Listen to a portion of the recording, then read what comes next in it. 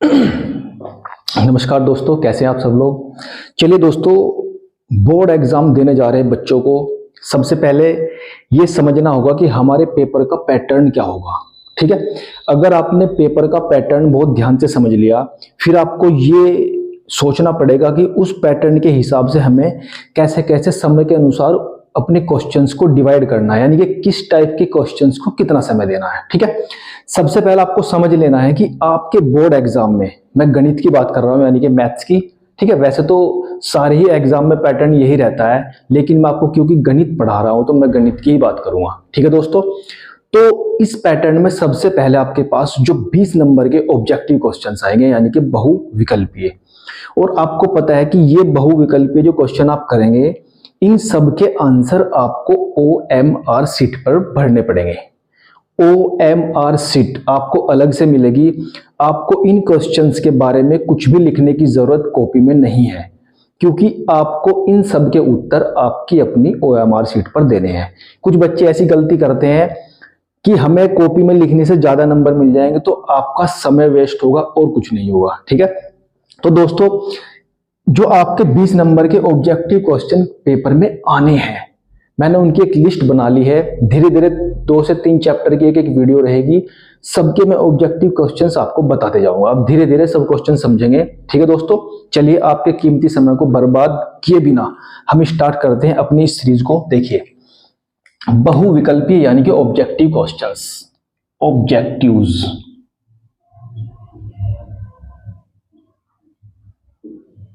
Objective यानी कि बहुविकल्पीय। बहुविकल्पीय का मतलब ही होता है आपको जो प्रश्न दिया गया है उस प्रश्न के उत्तर के रूप में आपको बहुत सारे विकल्प मिलते हैं। बहुत सारे, वैसे ज्यादा से ज्यादा 4 ही विकल्प मिलते हैं, क्योंकि वो दो या दो से ज्यादा है, इसलिए वो बहुत सारे यानी कि बहुविकल्प कहलाते हैं। आपको क्वेश्चन दे दिया जाएगा और क्वेश्चन देने के बाद उसके 4 उत्तर के रूप में आपके पास ऑप्शन होंगे। आपको ये बताना है कि इन चारों में से कौन सा उत्तर सही है। ठीक है, देखिए कई बार ऐसा होता है हमें प्रश्न के बारे में कुछ आइडिया ही नहीं कि वो प्रश्न का उत्तर क्या है, तो ऑब्जेक्टिव में कहीं ना कहीं ये चांस है कि आप तुक्का भी अगर मारेंगे, मान लीजिए सवाल आपको नहीं पता है और आपने ना ही कहीं पढ़ा है, तो अगर आप कई बार तुक्का मारेंगे, भाई 4 में से एक आंसर तो सही होना ही होना है। ठीक है, तो अगर आप कई बार तुक्का भी मारते हैं तो ऑब्जेक्टिव में चांस है कि आप पास हो जाएं। ठीक है, चलिए दोस्तों स्टार्ट करते हैं अपना खेला। पहला सवाल पहले चैप्टर से, जिसका नाम है वास्तविक संख्या यानी कि रियल नंबर्स। पहला जो चैप्टर आपके पास है आपकी किताब में वो है रियल नंबर्स यानी वास्तविक संख्या। इसके ज्यादा डीप में हम नहीं जाएंगे, क्योंकि उसके लिए मैंने अलग से आपके पास एक पूरी वीडियो बनाई है क्वेश्चन सहित। बस वहां मैं आपको ऑब्जेक्टिव नहीं बता पाया था, उन्हें यहां पर हम समझेंगे। देखिए पहला सवाल, दी गई संख्याओं में अभाज्य संख्या छांटिए। आपको 4 ऑप्शन दे दिए गए हैं। देखिए इसमें एक पॉइंट आ गया है अभाज्य संख्या। तो सबसे पहला आपको ये मालूम होना चाहिए कि अभाज्य संख्या होती क्या है। अभाज्य संख्या, अभाज्य संख्या। देखिए सवाल को ध्यान से पढ़ना है और पढ़ने के बाद उत्तर देना है। ठीक है, दी गई संख्याओं में अभाज्य संख्या है। वैसे इसका जो सही क्वेश्चन बनेगा वो बनेगा मेरे भाई में सबसे छोटी अभाज्य संख्या, सबसे छोटी। तो सबसे पहले आपको यह समझना होगा कि अभाज्य संख्या कहते किसे। मेरे भाई अभाज्य संख्या वो होती है जो किसी भी दूसरी संख्या से डिवाइड नहीं होती। सिंपल तो बात कहने की यह है, या ऐसी संख्या जिसके आप कोई फैक्टर ना कर पाए, ऐसी संख्या जिसके कोई गुणनखंड नहीं होते। देखो अपने आप में तो हर संख्या का एक फैक्टर रहता है। जैसे आपके पास यहां पर मैंने लिखा 10 क्या फैक्टर करेंगे, 2 पंजे 10 और गुना 1 तो सब में रहता ही रहता है। तो यहां पर आप देख रहे हैं आपने 10 के फैक्टर कर दिए हैं, तो ये संख्या अभाज्य नहीं है, क्योंकि आपने इसके फैक्टर कर लिए हैं। ठीक है, तो आपसे इस सवाल में ये पूछा गया है कि अभाज्य संख्या कौन सी इनमें है। अब आपको ये ध्यान रखना, अब आप कहेंगे कि एक भी अपने आप में एक अभाज्य संख्या है क्योंकि इसके भी फैक्टर नहीं होते, तो मेरे भाई आपको ध्यान रखना है एक अभाज्य संख्या में नहीं आती। हमारी जो अभाज्य संख्या की गिनती है वो शुरू होती है 2 से। दो हमारे पास पहली अभाज्य संख्या होती है, दो के बाद हमारे पास होगा तीन, तीन के बाद होगा पांच, पांच के बाद होगा सात। तो इस तरीके से हम उन संख्याओं को इन प्राकृतिक संख्याओं में से उठा लेंगे जिनके हम फैक्टर नहीं कर पाते, यानी कि जो किसी और संख्या से डिवाइड नहीं होती। तो इसका आंसर आपके पास क्या हो जाएगा मेरे भाई? 2 हो जाएगा। सबसे छोटी, क्योंकि 2 के बाद जो 5 लिखा हुआ है वो भी अभाज्य संख्या है, लेकिन आपके सवाल में क्या पूछा गया है? सबसे छोटी। तो इसलिए मेरे भाई बहुत ध्यान से सवाल को पढ़ना है, पढ़ने के बाद बहुत इजीली आंसर दे देना है। तो पहले सवाल का आंसर आपका हो जाएगा 2, सबसे छोटी अभाज्य संख्या। आगे चलते हैं, सवाल नंबर फर्स्ट आपका हो चुका है। सेकंड, संख्या 155 के अभाज्य गुणनखंड कीजिए। 155 155 के अभाज्य गुणनखंड करने हैं। गुणनखंड यानी कि फैक्टर, फैक्टर का मतलब तोड़ना। तो सबसे पहले आप इसके गुणनखंड कीजिए भाई। 4 ऑप्शन दिए गए, देखेंगे कौन सा सही है। पहले टुकड़े करते हैं, टुकड़ा टुकड़ा कर देते हैं इसका, क्योंकि लास्ट में 5 आ रहा है तो 5 से ही कटेगा मेरे भाई, सोचने की ज्यादा जरूरत नहीं है। ठीक है, 5 से काटेंगे, 5 दिया 15, 5 इकन 5, फिर कटेगा 31 से। अच्छा, 155 के अभाज्य गुणनखंड। 1 मिनट रुकिए जरा भैया, थोड़ा सवाल देख लेते हैं, शायद कोई मिस्टेक तो नहीं होगी लिखने में सवाल। हाँ, 156 है भाई, 156 है आपके पास सवाल में, क्योंकि मैं करके देख रहा हूं इसका तो कोई मैच ही नहीं हो रहा है इसमें। ठीक है, 156 आपके पास यहाँ है, 156। चलिए कोई बात नहीं, हो जाता है बड़े बड़े शहरों में छोटा छोटा काम। देखिए 156 के अभाज्य गुणनखंड, और मैं आपको बता रहा हूं कि इस टाइप का एक सवाल ऑब्जेक्टिव में जरूर आएगा। कैसा? अभाज्य गुणनखंड। अभाज्य गुणनखंड आपको आते हैं, सबसे पहले आप इसके फैक्टर करेंगे। फैक्टर आपको आते हैं, 2 से काटेंगे, 2 सत्ते 14, 1 2 8 16, 2 तिया 6, 1 बचा 2 9 18, 3 से कटेगा, 2 से कटेगा नहीं, 3 इकन 3, 3 तिया 9, 13 किसी से कटता नहीं क्योंकि अभाज्य संख्या है, तो 13 इकन 13। तो आप ध्यान से देख पा रहे हैं, हमने जो फैक्टर किया वो कुछ इस तरीके से लिखे जाएंगे। ठीक है भाई, देखिए 2 गुना 2 गुना 3 गुना 13, तो इसे हम लिख सकते हैं 2 की घात 2 और गुना 3 और गुना हो गया यहाँ पर 13। तो आप अपना आंसर मैच कर लीजिए कौन सा है। 2 की घात 2 गुना 3 गुना 13, तो आपका आंसर बी है भाई। ठीक है, इस तरीके से जैसे यहाँ पर 156 आया, 156 की जगह कोई और संख्या भी आ सकती थी। तो एक नंबर में सवाल जरूर आएगा अभाज्य गुणनखंड वाला। ठीक है दोस्तों, ध्यान से देखते चलिए, इसे मैं रफ करूंगा, साथ के साथ सॉल्यूशन समझते चलना। ठीक है भैया, पहले चैप्टर के आपके ऑब्जेक्टिव्स चल रहे हैं, जितने टाइप के ऑब्जेक्टिव्स इसमें से बन सकते हैं वो मैं सामने आपके लिख दिए गए हैं। ठीक है दोस्तों, चलिए पहला और दूसरा क्वेश्चन हो चुका है, तीसरे पर चलते हैं।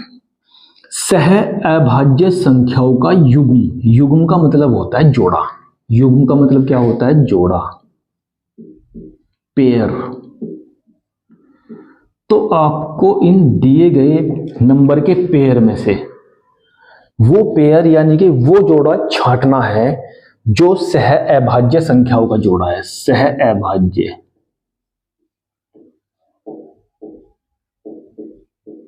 सह अभाज्य यानी कि को प्राइम,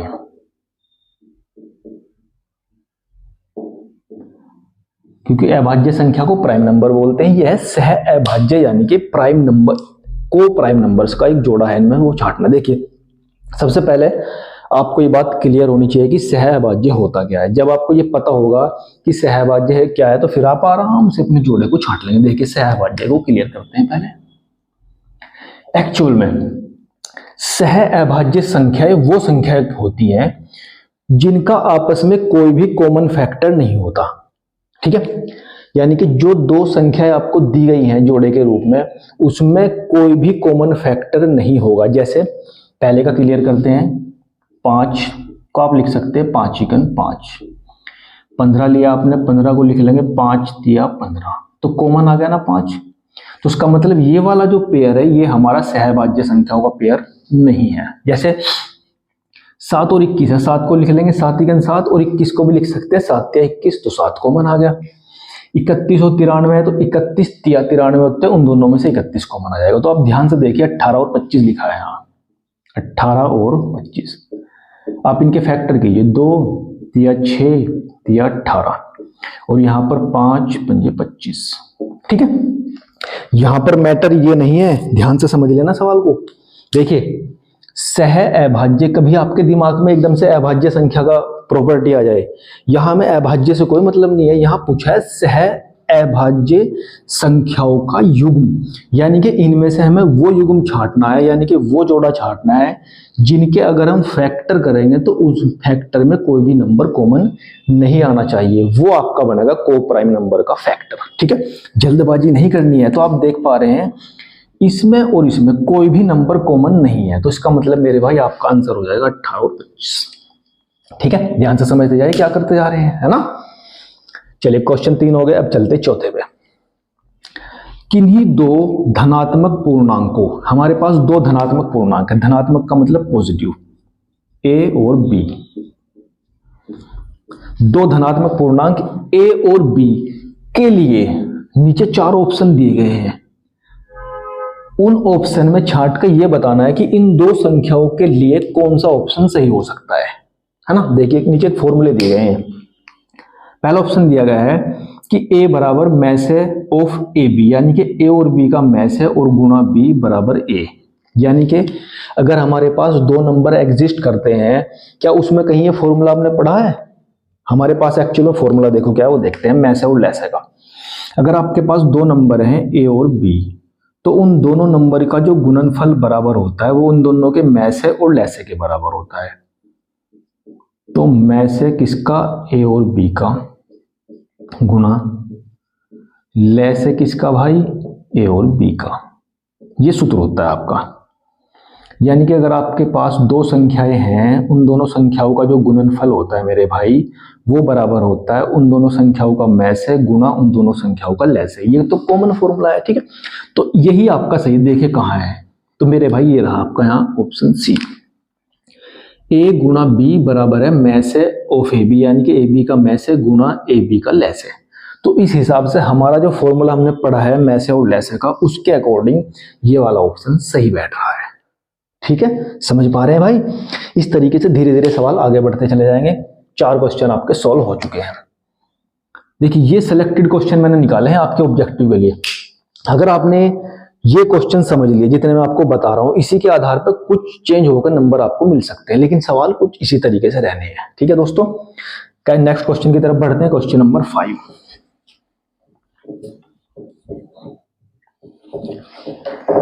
क्वेश्चन नंबर है 5, देखिए अभी जो हमने फॉर्मूला पढ़ा है उसके अप्लाई करना है। इसमें दिया है मैस है किसका, दो संख्या है 99 और 153, उन दोनों का जो मैस है वो 9 है। दो संख्याओं का मैस है, यानी कि HCF दिया गया है, मैस है किसका भाई, 99 और 153 का जो मैस है वो है भाई 9, और आपको लेस है निकालना इन दोनों का है, इन दोनों संख्याओं का लेस है। देखिए यहां बच्चे थोड़ा सा कंफ्यूज हो जाते हैं इस सवाल में कि मैस है हमें पता है और लेस है निकालना, लेकिन सोचेंगे कि संख्या कहां है, तो ये जो अंदर रखी है भाई यही तो संख्याएं हैं। जो 99 और 153 जिनका ये मैस है कह रहा है वो अंदर संख्या ही तो है, तो उसका मतलब ये पहली संख्या है और ये दूसरी संख्या है। तो सूत्र आपका क्या कहता है, मैस है गुना लेस है बराबर पहली संख्या गुना दूसरी संख्या। ठीक है भाई, चलिए मैस है आपको पहले से दिया गया है 9 है, गुना लेस है आपको निकालना है, और बराबर पहली संख्या आपके पास है 99 और दूसरी संख्या है 153। ध्यान से समझते जाइए क्या कर रहे हैं भाई।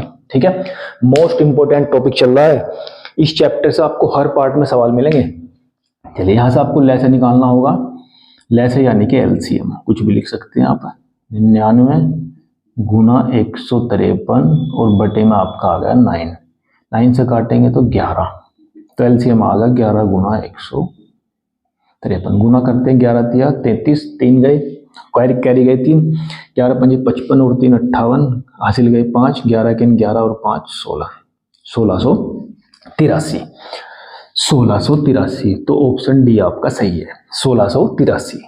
ठीक है दोस्तों, ध्यान से समझते जाइए कैसे कैसे कर रहे हैं। ठीक है, जल्दबाजी कोई नहीं है। आप चाहो तो अगर आपकी इसके अलावा भी अगर चैप्टर से कोई ऑब्जेक्टिव ऐसा है आपकी समझ में नहीं आ रहा, तो आप कमेंट बॉक्स में जाइए और उस सवाल का नंबर डाल दीजिए कि इस चैप्टर से मुझे ये सवाल समझ नहीं आ रहा, मैं आपको जरूर बताऊंगा। ठीक है दोस्तों, चलिए आगे बढ़ते हैं क्वेश्चन नंबर 6 की तरफ। इसमें आपको दो कंडीशन दी गई। यदि, देखिए यदि के बाद जो चीज होती है वो समझो दी गई है आपको। m इज इक्वल टू 7 है, m is equal to 7, n is equal to m plus 7, n is equal to m plus 7। तो उसका मतलब n इज इक्वल टू हो जाएगा m की वैल्यू 7 और ये भी 7, तो कितना होगा 14। तो n बराबर आ गया 14 और m बराबर है 7। चलो वापस आगे देखो क्या पूछा इसने पूछा है under the root of m square plus n square find करके दिखाओ क्या आएगा। देखो m आपको पता है, n आपको पता है, उठा के यहां पर रख दो बस। देखिए m कितना है 7, तो 7 का होल स्क्वायर प्लस n कितना आपने निकाल लिया 14, 14 का whole square is equal to under the root of 7 का स्क्वायर करो 49 आ जाएगा भाई, 14 का स्क्वायर करेंगे 196 आएगा भाई, दोनों को जोड़ देंगे मेरे भाई, 9 6 15 हासिल का 1, 9 नहीं हाँ 9 4 13 और 1 9 और 6 15, 9 4 13 और 1 14, 245। 245 ऑप्शन देखना है किसका भाई, किसका वर्ग होता है। 245 तो किसी का वर्ग नहीं होता। ऑप्शन में आ रहा है ये और ये, और ऑप्शन में आपको नहीं है तो कोई बात नहीं, घबराने कोई बात नहीं, दोबारा देख लेते हैं क्या क्या हमने। m इक्वल टू 7 दिया गया है, n equal to m plus 7 है, तो 7 14 हो गया, 7 रखा 7 14 रखा, 7 का स्क्वायर 49, 14 का स्क्वायर 196, 196 245, बिल्कुल सही किया भाई आपने। तो इसके आप फैक्टर करेंगे, देखिए आंसर में आपको मिल नहीं रहा कहीं, तो कोई बात नहीं, शायद इसके ऑप्शन गलत लिखे गए हों, लेकिन अगर इसमें ऑप्शन होता तो 245 का जो अंडर रूट है वो आपको मान लिया यहां पर होता अंडर द रूट ऑफ 245। ठीक है, आप इसके फैक्टर भी कर सकते हैं 245 के, लेकिन ये कंप्लीट किसी का स्क्वायर होता नहीं, इसमें रूट जरूर बचेगा। आप 245 के फैक्टर करेंगे, जिसका पेयर बनेगा उसे बाहर निकाल लेंगे। ठीक है, बाई चांस इसमें ऑप्शन नहीं है, लेकिन अगर आपके पास पेपर में सवाल आएगा तो ऑप्शन जरूर मिलेगा। ठीक है दोस्तों, पहले इन सवालों को ध्यान से देखें मैंने कैसे किया, फिर मैं थोड़ा सा और आगे बढ़ूंगा, आपके लिए क्वेश्चन लेकर आऊंगा नए प्रकार के बेहतरीन वाले।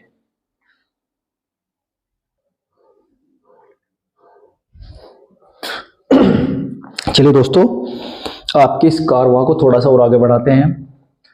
द्विघात समीकरण, देखिए हमारे पास अब बहुपद आ गया है। बहुपद, पहला चैप्टर जो वास्तविक संख्या से था उसमें जितने टाइप के क्वेश्चन बन सकते थे ऑब्जेक्टिव, वे मैंने आपको पहले बता दी। अब हम थोड़ा सा आगे बढ़ते हैं, अब बढ़ते हैं बहुपद। बहुपद यानी कि पॉलिनोमियल।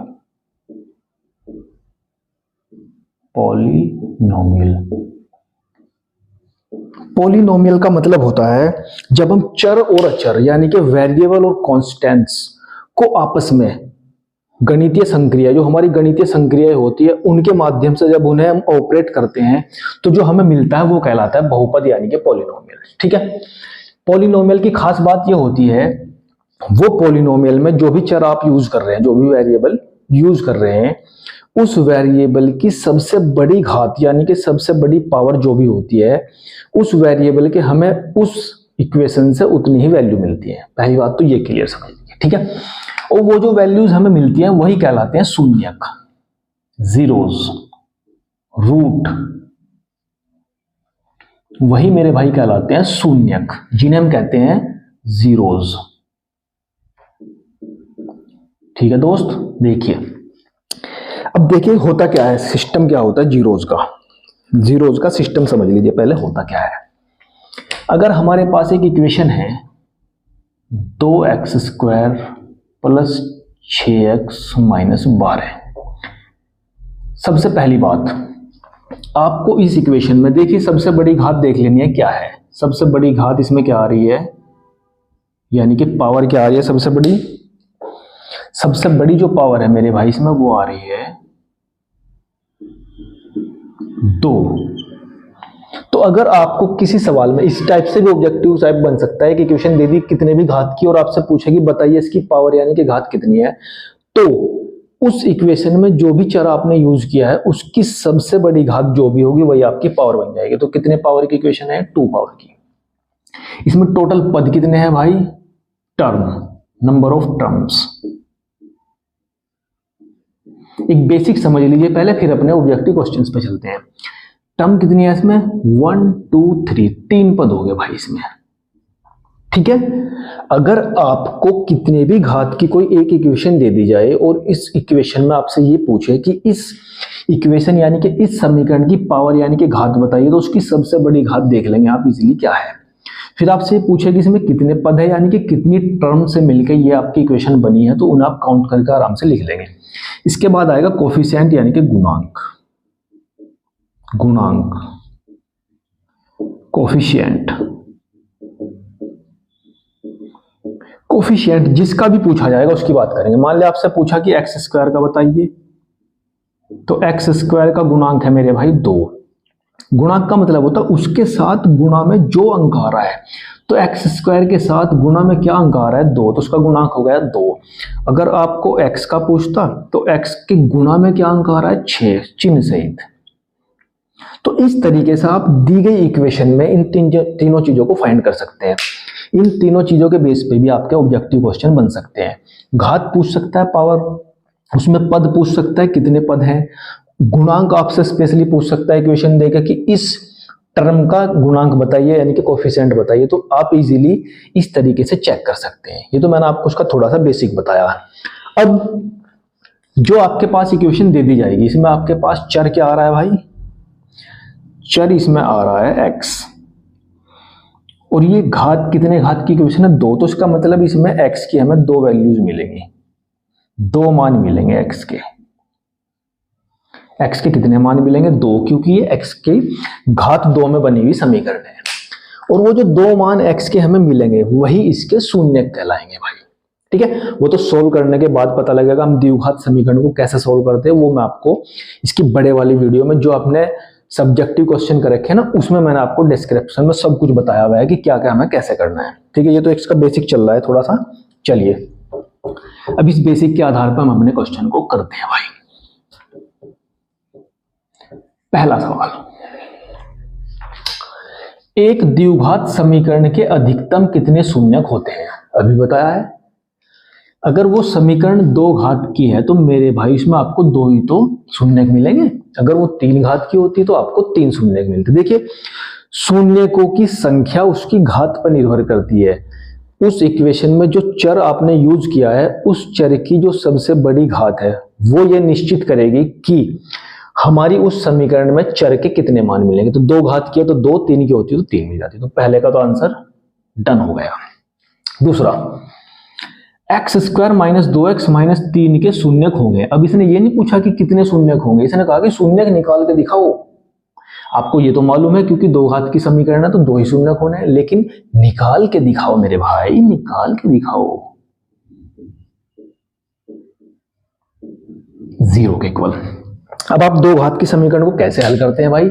उसके कई सारे तरीके हैं। एक तो तरीका ये है कि देखिए मैं आपको उत्तर से सवाल पर ले जाता हूं। उत्तर से हम कैसे पहचान करते हैं कि यही इसका उत्तर है, बिना अपने ऑपरेशन को लगाए।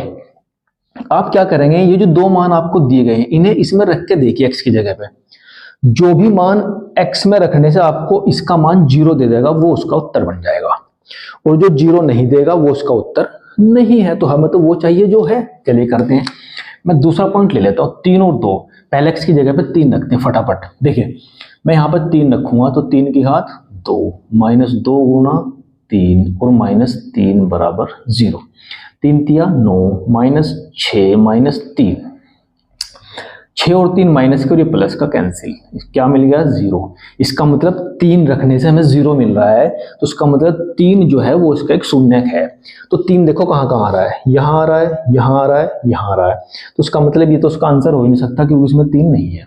लेकिन अब समस्या दूसरे की, 2 रखते हैं, 2 रख लेते हैं। 2 की घात 2 माइनस 2 गुना 2 माइनस 3, तो दूनी 4 माइनस 4 माइनस 3, 4 माइनस 4 प्लस और बराबर आ गया -3।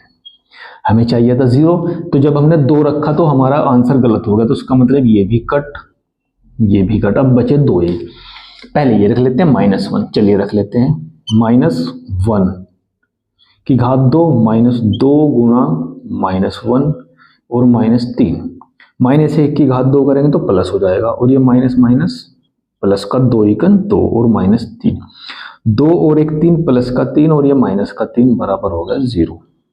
यानी कि जब हमने -1 रखा तो हमें 0 मिल गया, इसका मतलब ये आपका शून्य होगा। 3 तो पहले से चेक हो ही गया था, जो माइनस का 1 है वो भी रखने से हमें 0 मिल गया, तो उसका मतलब हमारा आंसर ए है।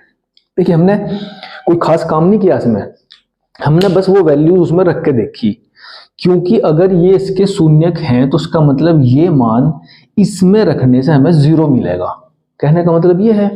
तो हमने वो मान रख के देखे, क्योंकि 3 है ना, 3 जगह आ रहा था, तो इन 3 में से एक आंसर तो खत्म हो, 4 में से एक आंसर तो खत्म हो जाएगा, क्योंकि इसमें 3 है नहीं। लेकिन अगर मान लिया इसमें भी 3 ना होकर 5 होता तो ये भी खत्म हो जाता पहले ही, तो इसलिए हमें वो चेक करेंगे। ये जो काम है ये बहुत फास्ट हो जाता है, जब आप वैल्यूज रखते हैं फटाफट हो जाएगा काम। ये तो उसका इधर वाला तरीका है। दूसरा तरीका आपके पास है ही क्या, आप इस इक्वेशन को सोल्व कर लीजिए, है ना। मैं आपको दोनों तरीके बता देता हूँ भाई। दूसरा तरीका क्या है,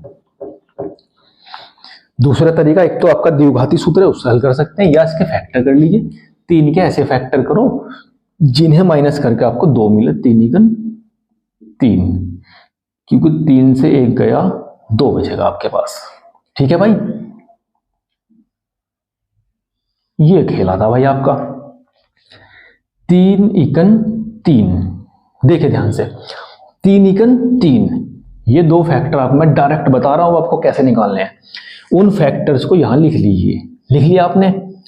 अब हमें चाहिए -2, -2 चाहिए हमें, तो -2 करने के लिए हम इसे माइनस कर देते हैं, इसे प्लस कर देते हैं, क्योंकि 1 में से -3 घटेंगे तभी तो -2 बचेंगे। जैसे आपने निश्चित कर लिया कि हमारे इसके चिन्ह निश्चित हो गए, अब इनके चिन्ह बदल दीजिए बस, ये तो हो जाएगा प्लस का, क्या हो रहा है भाई, ये तो हो गया आपका प्लस और ये हो गया माइनस। पहले ये क्लियर करने के बाद इनके चिन्ह बदल देने हैं बस, तो ये प्लस और ये माइनस, ये प्लस और ये माइनस। डायरेक्ट मेथड है शून्यक चेक करने का। सबसे पहले आप क्या करेंगे, उसके फैक्टर चेक कर लीजिए, जो भी फैक्टर निकले हैं 3 एकन 3 निकले, उन्हें एज इट इज लिख लीजिए।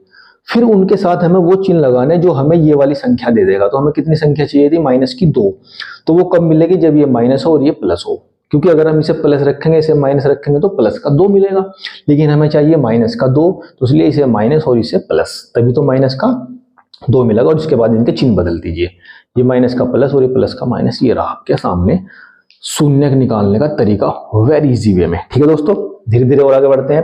ये आपका दूसरा सवाल भी डन हो चुका। तीसरा सवाल, तीसरे पे चलते हैं भाई। देखिए सवाल के साथ साथ मैं आपको सब कुछ बताता चल रहा हूं जिसके हिसाब से क्वेश्चन बन सकते हैं। अगर आपके पास शून्यक दिए गए हों और आपको समीकरण पूछी गई हो, देखिए अभी आपके पास समीकरण थी, शून्यक पूछे गए थे, अब उल्टा चल दिए, शून्यक है समीकरण पूछी गई है, समझ रहे ना। तो जब हमें शून्यक से समीकरण बनानी होगी तो ये फॉर्मूला है भाई। अगर हमें शून्यक दिए गए हों 2 घात समीकरण के लिए और समीकरण बनानी हो तो ये सूत्र लगाएंगे आप, क्या, x², वो तो चर है x आ रहा तो x लेके चलेंगे, माइनस मूलों का योगफल, मूलों का योग, मूलों का मतलब शून्यक है ना, ब्रैकेट के बाहर x, और प्लस मूलों का गुणनफल, और बराबर आ गया भाई 0। ये है सूत्र, वो सूत्र कौन सा, जब हमें किसी द्विघात समीकरण के शून्यक पता हो और आपको समीकरण बनाने के लिए कहा जाए तो आप ये सूत्र लगाएंगे। क्या सूत्र लगाएंगे, x² माइनस मूलों का योगफल इंटू x प्लस मूलों का गुणनफल। चलिए रख देते हैं x² माइनस मूलों का योगफल, मूल क्या क्या है, 4 और 3, तो ये रख देते हैं -3 + 4। योगफल करना है, योगफल का मतलब ये नहीं कि जोड़ देना है, उनके जो चिन्ह है वो तो लेके चलेंगे साथ के साथ, x प्लस मूलों का गुणनफल, तो -3 × 4 और बराबर 0। x² 4 से 3 गया, ये तो माइनस बाहर है, एक ही बचेगा और एक की गुणा एक्स में करेंगे 1x, माइनस प्लस माइनस और 4 थी आपके पास हो गया 12 बराबर 0। तो ये वो द्विघात समीकरण आ गई जिसके ये मूल है भाई। ध्यान से देख लीजिए हम क्या करते चल रहे हैं। ठीक है दोस्तों, तो इनमें से आपका आंसर कौन सा हो जाएगा भाई? बाहर है, एक्स स्क्वायर माइनस 12। देखिए इसमें तो 6 आ रहा है, 12 है ही नहीं, इसमें भी 6 आ रहा है, अरे तो सेम ही हो गया भाई दोनों। अगर चलो नहीं भी सेम होते तब भी आंसर नहीं था। X square plus x plus 12 ये माइनस है और डी ऑप्शन है कोई नहीं, है ना। तो इसका आंसर हमारे पास है कोई नहीं, कोई नहीं है ऑप्शन में, कोई नहीं है ऑप्शन में। ठीक है भाई, ऐसा भी हो सकता है कि आपका आंसर जो आपने निकाला है वो इन ऑप्शन में से कोई है नहीं और ऑप्शन आपको दिया है कोई नहीं, तो उसका मतलब इनमें से कोई नहीं है। ठीक है दोस्तों, तीसरा सवाल भी आपका हो चुका है। चलते क्वेश्चन नंबर 4 पे। द्विघात समीकरण ax square plus bx plus c बराबर 0 के मूलों का गुणनफल निकालना है। मूलों का गुणनफल, इसका भी सूत्र है भाई। योगफल और गुणनफल का सूत्र देख लीजिए क्या होता है। मूलों का अगर आपको योगफल और योगफल मूलों का सूत्र होता है भाई डायरेक्ट माइनस बी अपॉन ए, और गुणनफल का सूत्र क्या होता है भाई? सी अपॉन ए। ध्यान रखना है, देखिए सूत्र है क्या, अगर हमारे पास कोई द्विघात समीकरण इस फॉर्म में दी गई है कि इसमें a x square plus b x plus c बराबर 0, और आपसे ये पूछा, इसके मूल नहीं पूछा हमें, इसने पूछा है मूलों का गुणनफल, यानी कि जो मूल निकलेंगे उनका गुणनफल क्या होगा। तो इसका मतलब हमें पहले मूल निकालने पड़ेंगे? नहीं, मूल नहीं निकालने की जरूरत है, डायरेक्ट सूत्र है, फिर तो हमें पूरा सॉल्व ही करना पड़ जाएगा। अगर हम इसके पहले मूल निकालेंगे, फिर उनका जोड़ निकालेंगे, फिर उनका गुणा निकाल लेंगे, तो भाई सवाल बहुत बड़ा हो जाएगा। डायरेक्ट सूत्र है, अगर आपको योगफल निकालना है तो माइनस बी अपॉन ए, गुणनफल निकालना है सी बटे ए। तो इसने मूलों का क्या पूछा है? गुणनफल, तो गुणनफल क्या हो जाएगा? सी बटे ए। योगफल पूछता तो माइनस बी बटे ए हो जाता। ठीक है दोस्तों, ध्यान से देख लीजिए, अगर योगफल पूछता तो माइनस बी बटे ए होता, गुणनफल पूछा है तो सी बटे ए है। जल्दबाजी नहीं करनी है, रिलैक्स मोड में सारा काम करना है। ठीक है, तो इसका आंसर हो जाएगा सी। क्वेश्चन नंबर 5 पे चलते हैं। ये भी अपने आप में इंपॉर्टेंट है, कई सारे के कई टाइप के क्वेश्चन बन सकते हैं इस पे भी। देखें मेरे भाई, a x square plus b x plus c, a x square plus b x plus c बराबर 0। देखिए समीकरण a x square plus b x plus c बराबर 0 के मूल बराबर होंगे। भाई दो मूल होंगे क्योंकि दो घात की समीकरण है, लेकिन वो दोनों मूल बराबर होंगे कब? उसके लिए आपको ये कंडीशन दी जाती है। देखिए B square minus 4ac find कर लीजिए। अगर आपको अपने मूलों की प्रकृति निकालनी है, प्रकृति का मतलब वो पॉजिटिव है या नेगेटिव है या बराबर है, तीन कंडीशन है, पॉजिटिव, नेगेटिव, बराबर। तो उसने तो कौन सी पूछी है? बराबर की। वैसे मैं तीनों लिख दे रहा हूं, आप अपने आप आंसर लगा लेंगे कौन सा है। जब आप बी स्क्वायर माइनस 4ac का मान निकालते हैं, ये आपका डिस्क्रिमिनेंट होता है। ठीक है, इसे हम डी से डिनोट करते हैं। ये आपका होगा डिस्क्रिमिनेंट यानी कि D, B square minus 4ac। आप इसकी वैल्यू निकाल लेंगे कैसे? यहाँ तो ए बी सी दिया, जो एक्स स्क्वायर के साथ होता है वो ए की वैल्यू होती है, जो एक्स के साथ होता है वो बी की वैल्यू होती है, और जो बिना एक्स के होता है वो सी की वैल्यू होती है। तो फाइंड कर लीजिए, फाइंड करने के बाद यहाँ पुट कर दीजिए।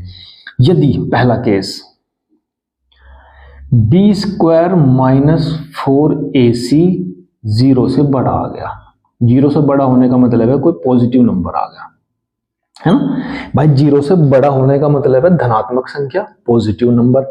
अगर वो पॉजिटिव आ गया तो हमारे जो मूल होंगे भाई वो वास्तविक होंगे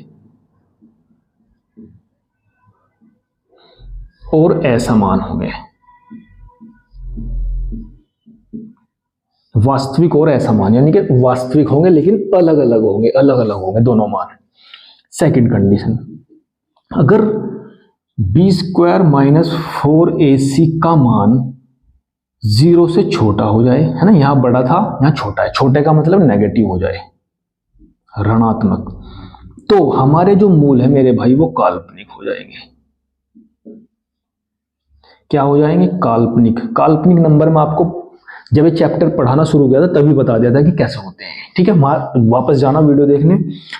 third position point, B square minus 4ac अगर 0 के बराबर आ जाए, यानी कि ना छोटा ना बड़ा, 0 ही आ जाए, तो हमारे मूल वास्तविक और बराबर होते हैं। वास्तविक और बराबर यानी कि समान।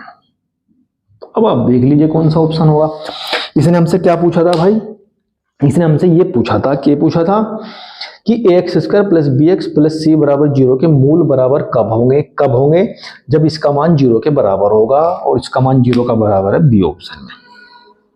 ठीक है, अगर मूल पूछता असमान के लिए हम 0 से बढ़ा लेते। ठीक है, अगर काल्पनिक के लिए पूछता तो ये लगा देते। ठीक है दोस्तों, इस तरीके से एक ही सवाल में से कई सवाल बन सकते हैं अगर आप ध्यान से उसका बेसिक समझेंगे कि बेसिक हमारा पॉइंट क्या है। उस बेसिक के आधार पर एक ही पॉइंट से 10-10 सवाल बन सकते हैं। इसका मतलब आप वो 10 सवाल कर चुके, क्योंकि आपने उसका बेसिक बहुत ध्यान से समझ लिया है। ठीक है दोस्तों, ध्यान से मेरी बात एक समझ लेना, जो बहुविकल्पी यानी कि ऑब्जेक्टिव पर्सन होंगे वही आपकी मेरिट बनाएंगे, वही आपकी नैया को पार लगाएंगे। इसलिए इन क्वेश्चन को बहुत ध्यान से करना, जल्दबाजी नहीं करनी है, जल्दबाजी आपको बिल्कुल डाउन में ले जाएगी। ठीक है, इन 20 क्वेश्चन को करने का तरीका मैं आपको बताता हूं करना कैसे है। ठीक है, बहुत ध्यान से इजी वे में समझना है। ये 20 नंबर आपके लिए संजीवनी है ना, जिसे आप कह देते हैं संजीवनी का मतलब आपको उभार के ले जाएगी, निकाल के ले जाएगी। देखिए आपके पास टोटल क्वेश्चन आने हैं 20 ऑब्जेक्टिव। ठीक है दोस्त, अगर आप पढ़े लिखेंगे थोड़ा बहुत कह रहा हूं, बहुत ज्यादा नहीं कह रहा हूं, थोड़ा बहुत अगर आप पढ़ेंगे चैप्टर वाइज चैप्टर, उसकी थोड़ी सी नॉलेज ले लेंगे, तो मेरे हिसाब से आप उसमें 7 से 8 क्वेश्चन ऐसे होंगे जो आप स्वयं करेंगे सेल्फ से, मतलब उसके आंसर आप बहुत इजीली निकाल पाएंगे। 20 में से 7 से 8 क्वेश्चन आपके डन। आपने क्वेश्चन देखा, सोल्व किया। कुछ क्वेश्चन तो ऐसे मिल सकते हैं आपको सोल्व भी करने की जरूरत नहीं, डायरेक्ट भी आ जाते हैं कई बार। लेकिन अगर आपको ऐसे भी क्वेश्चन मिल गए, अगर आपने थोड़ा बहुत पढ़ा है, तो 7 से 8 क्वेश्चन आप इजीली कर लेंगे। फिर आपको वो क्वेश्चन मिलेंगे जो आपने करे हुए तो हैं लेकिन थोड़ा सा कंफ्यूजन है। 3 से 4 या 3 से 5 क्वेश्चन ऐसे रहेंगे आपके जो थोड़ा सा कंफ्यूजन में है। कंफ्यूजन के लिए आपको थोड़ा सा सोल्व करना पड़ेगा, है ना। जो आपको पता है उसमें तो एकदम क्लियर धड़ाधड़ कर देंगे आप आराम से, लेकिन जिनमें कंफ्यूजन है उसमें थोड़ा सा सोचिए। सोचने का मतलब है पहले ये देखिए कि आपको अगर ये नहीं पता कि इसमें से आंसर सही कौन सा है, तो ये अंदाजा लगाइए कि गलत कौन सा है ना। उल्टा चलिए, ये सोचिए कि इसमें से गलत कौन सा, तो जो गलत है उसे हटा दीजिए। इसका मतलब हटाते ही आपके पास प्रोबेबिलिटी बढ़ जाएगी सही क्वेश्चन की। मान लीजिए जैसे ये थे 2 नहीं थे, तो इसका मतलब 2 ही बचे, उन 2 में से 1 सही था। तो ये भी तरीका होता है ऑब्जेक्टिव क्वेश्चन करने का। अगर आपको सही आंसर नहीं पता तो आप ये अंदाजा लगाइए कि गलत कौन सा है इसमें से, उसे हटा दीजिए। वो हटेगा तो सही के चांस ज्यादा हो जाएंगे। ठीक है, इसके बाद आपके पास बचेंगे मान लिया 6 से 7 क्वेश्चन और। अब इसे करेंगे हम, जिसे हम अंदाजा कहते हैं, क्योंकि अब आपको उनके आंसर पता नहीं है, आपको इतना सा भी आइडिया नहीं है कि इसका आंसर क्या हो सकता है, उसका आंसर क्या हो सकता है, जरा सा भी आइडिया नहीं है। तो आपकी भाषा में उसे कहते हैं तुक्का लगाना। तुक्का, मार मुक्का और मार तुक्का। अब तुक्का लगाने की भी एक ट्रिक है। ऐसे नहीं कि आंख बंद की और ये ABCD कुछ भी मत लगाओ। आपको क्या करना है मेरे भाई, मेरे अनुसार देखिए, मेरे अनुसार जो मेरा फॉर्मूला है तुक्का लगाने का वो ये है, जो आपके 6 से 7 क्वेश्चन बते उन सब में एक ही ऑप्शन लगा दीजिए, AA या BB या CC, सब में AA या BB। अगर आप इधर उधर लगाएंगे तो गलती ज्यादा होने के चांस है, लेकिन अगर आप उसमें से एक ही ऑप्शन पकड़ लेंगे तो इन 6 से 7 क्वेश्चन में 2 से 3 क्वेश्चन आपके सही हो जाएंगे। ठीक है, तो तुक्का मारने का तो तरीका ये है। कभी आप तुक्का मारेंगे तो ऐसे नहीं कि इसका A लगा दिया, इसका B लगा दिया, इसका C लगा दिया, इसका D, नहीं, वहां गलती के ज्यादा चांस है। अगर आप एक ही ऑप्शन पकड़ लेंगे तो आपके मैक्सिमम क्वेश्चन सही होने की संभावना रहती है। ठीक है दोस्तों, तो इस तरीके से आप अपने ऑब्जेक्टिव क्वेश्चंस को अटेम्प्ट करेंगे। और मैंने आपको वीडियो स्टार्टिंग में ही बता दिया था कि ये आपके लिए संजीवनी का काम करेंगे। ठीक है दोस्तों, ये आपके चैप्टर 2 चैप्टर के हो चुके हैं। मैं धीरे धीरे सभी चैप्टर के ऑब्जेक्टिव्स आपको बताऊंगा। ठीक है दोस्तों, इसी आशा और उम्मीद के साथ कि आप बहुत अच्छे से पढ़ाई करेंगे और अच्छे से नंबर लाएंगे, मैं इस वीडियो को यहीं समाप्त करता हूं। नमस्कार, धन्यवाद।